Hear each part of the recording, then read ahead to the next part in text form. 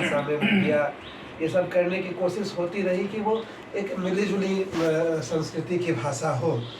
तो लेकिन वो एक जिसको कहा जाए कि फंक्शनल भाषा है, वो व्यवहारिक भाषा है। तो ये तो साहित्य की भाषा है, तो थोड़ा उठ करके तो है ही, इसमें कोई दो मत नहीं है। तो ठीक उसी तरह से जैसे हम कोई अंग्रेजी की किताब पढ़ते हैं तो ज़रूरत पड़ती ही है कि भाई कुछ शब्द देखे जाएं कि उसके क्या अर्थ हैं। तो इसमें भी संभव है कि भाई यदि मैं ही पढ़ने बैठूं तो संभव है कि 100-150 शब्द ऐसे मिले कि भाई उसको देखना पड़े कि इसका अर्थ क्या, क्योंकि उस समय के समाज को, उस समय की भाषा को इसमें रखने की इन्होंने कोशिश की है। जो अंश इन्होंने सुनाया उससे भी ऐसा लगता है कि जैसे हम उर्दू की नज़्म सुन रहे हैं, हिंदी की कविता नहीं सुन रहे हैं। एक इस तरह का भान होता है। बावजूद इसके जो गायन जी ने सवाल उठाया कि इसको जिस तरह की स्वीकृति मिलनी चाहिए वो नहीं मिली, लेकिन इन्होंने इसका खंडन भी किया कि नहीं, इस तरह की बात नहीं है। जब पहला प्रकाशन हुआ तो इसके लगभग 2 दर्जन समीक्षाएँ आई। तो खैर समीक्षाओं का तो एक अपना गणित भी होता है।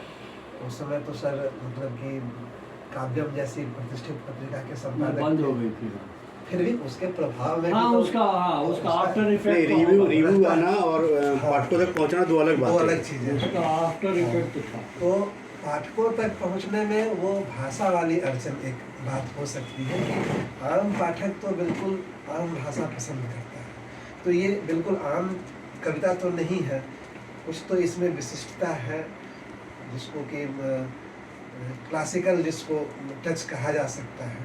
तो उस हिसाब से हम उस तरह की उम्मीद भी नहीं कर सकते हैं कि भाई उस तरह से इसको आम स्वीकृति मिले, बेस्ट सेलर जैसी स्वीकृति मिले।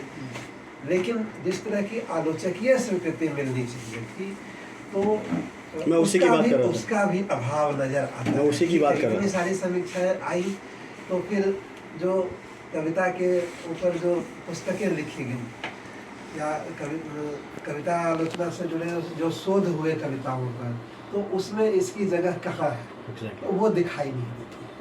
तो वो असल में वो एक तरह का हिंदी समाज का एक सेलेक्टिवनेस भी है, एक सेलेक्टिव जो एक तरीका है। कविता पे बात कर रहे हैं तो प्रबंध काव्य जैसी कृतियों पे बात नहीं करेंगे, चरित्र प्रधान जैसी कृतियों पे बात नहीं करेंगे, प्रवृत्ति विषयक जो चीज़ें रही उसी पर बात करेंगे। तो जैसे इधर हाल के दौर में स्त्री विमर्श, दलित विमर्श, आदिवासी विमर्श, महानगरीय विमर्श, उत्तर संरचनावादी विमर्श, इस तरह तरह के विमर्श में बांध कर राष्ट्रवाद विमर्श, जब उस तरह के विमर्श से पुस्तकें तैयार की जाएंगी, शोध आलोचना होंगी, तो उसमें फिर इस किताब को तो जगह नहीं मिलेगी। तो ये बात है। बहुत शुक्रिया।